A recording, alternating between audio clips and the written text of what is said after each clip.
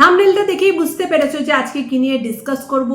আমার মনে হয় স্টুডেন্টদের সবচেয়ে প্রিয় যে জিনিসটা সেটা হচ্ছে ওয়ার্ক ফ্রম হোম বা এমন কোনো কাজ যেটা ঘরে বসে করা যায় আর ঘরে বসে করেই একেবারে পেমেন্ট পাওয়া যায়, তার সাথে নট অনলি পেমেন্ট পাওয়া যায়, লাখ লাখ টাকা ইনকামও করা যায়।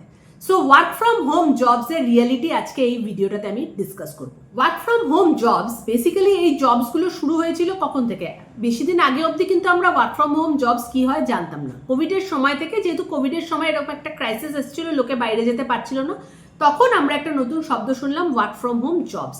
কিছু কিছু কাজ যেগুলো কিনা কম্পিউটারে বসে, ল্যাপটপে বসে বাড়ি থেকে করা যায়, সেই ধরনের কাজকে ওয়ার্ক ফ্রম হোম করে দেওয়া হলো। কেননা যারা এমপ্লয়ি ছিল তারা অফিসে পৌঁছতে পারছিল না। কিছুদিন আগেও তোমরা শুনেছো প্রাইম মিনিস্টার অ্যানাউন্স করেছে যে পেট্রোল প্রাইসেস আর রাইজিং, তো আবার যেন ওয়ার্ক ফ্রম হোমকে চালু করা হয়।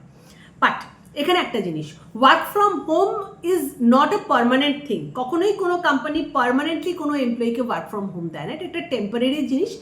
টোটালি ডিপেন্ড করে কোম্পানির ডিসক্রিশনারি পাওয়ার। সে চাইলে এমপ্লয়িকে ওয়ার্ক ফ্রম হোম দিতে পারে।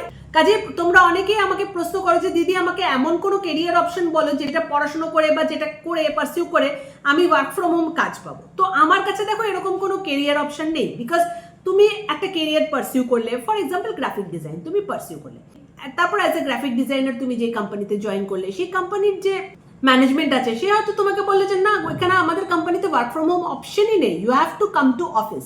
তো সেক্ষেত্রে you have to go to office. ঠিক আছে, বুঝতে পারলে জিনিসটা? কাজে পার্মানেন্টলি ওয়ার্ক ফ্রম হোম বলে এরকম কোনো কাজ হয় না, এরকম কোনো কোম্পানি থাকে না যারা একেবারে পার্মানেন্টলি লোকজনকে ঘরে বসিয়ে কাজ করে। দরকার পড়লে তোমাকে কিন্তু অফিসে যেতেই হবে। আরেকটা জিনিসও বলে রাখি, অনলি টেকনিক্যাল জবস, যেই কাজগুলো কিনা ওভার দ্য ইন্টারনেট ঘরে বসে করা যায়, সেই কাজের ক্ষেত্রেই ওয়ার্ক ফ্রম হোম কাজ করা সম্ভব।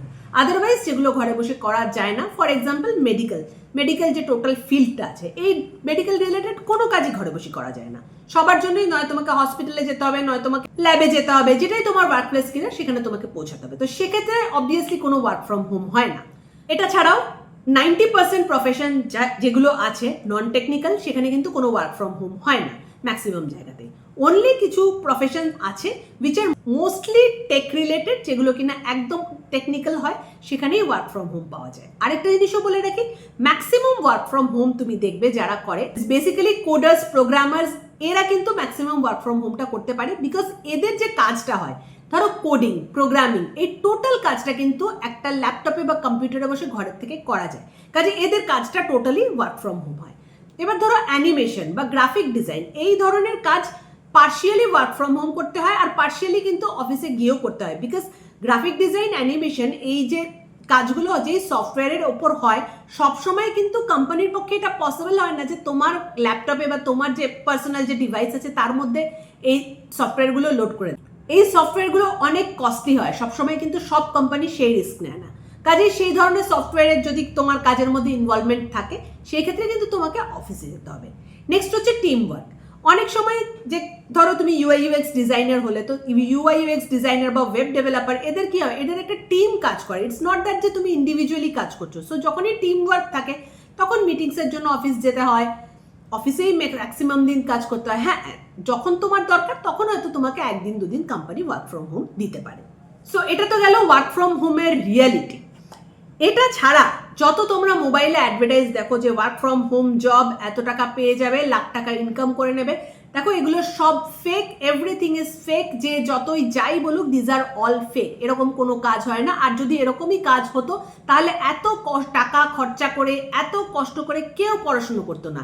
ইনফ্যাক্ট যারা অফিসে বসে কাজ করে, রোজ 2 ঘন্টা ট্রাভেল করে অফিসে যায়, তারাও অফিস যেত না, ঘরে বসে মোবাইলে এইসব কাজ করে আরামসে লাখ লাখ টাকা ইনকাম করতো। এরকম কেউ করতে পারে না। এগুলো সব ফেক। এগুলো ওভার দ্য ইন্টারনেট প্রচুর এই ধরনের রিলস বানানো হয়, যাতে যারা স্টুডেন্টস আছে, যারা হয়তো কাজ পাচ্ছে না, তারা যাতে বিভ্রান্ত হয়, এবং বিভ্রান্ত হয় এরকম কোনো একটা ফাঁদে পড়ে কিছু একটু টাকা স্পেন্ড করে নেয়।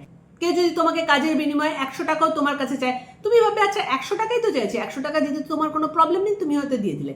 কিন্তু যেই লোকটা তোমার কাছে কাজের বিনিময়ে 100 টাকা চাইছে, সে কিন্তু তোমার মতো আরো 1 লাখ লোকের কাছে চাইছে। তাহলে ভাবো, এই 100 টাকা করে এক একটা স্টুডেন্টের কাছ থেকে নিয়ে সে কিন্তু 1-1.5 কোটি টাকা ইনকাম করে নিচ্ছে, জাস্ট ঠকিয়ে।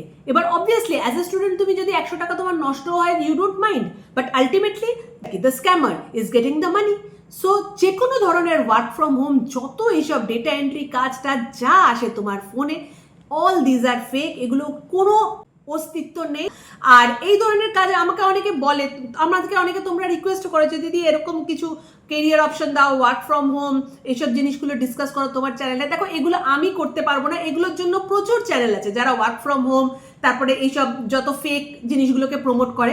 আমার চ্যানেলে অন্তত তোমরা এইসব জিনিস পাবে না। আমাকে রিকোয়েস্টও করো না এই ধরনের ভিডিওস বানাতে, বিকজ এই ধরনের ভিডিওস কোনো ফেক নিউজ আমি দিয়ে স্টুডেন্টদের অ্যাটলিস্ট আমি বিভ্রান্ত করতে চাই না। চারিদিকে অনেক ফেক নিউজ চলে, চারিদিকে অনেক স্ক্যাম চলে স্টুডেন্টসদের নিয়ে। আমি অন্তত পার্সোনালি এই ধরনের স্ক্যাম করতে চাই না। যেটা রিয়ালিটি, যেটা ট্রুথ, আমার চ্যানেলে আমি কিন্তু সেটাই বলি।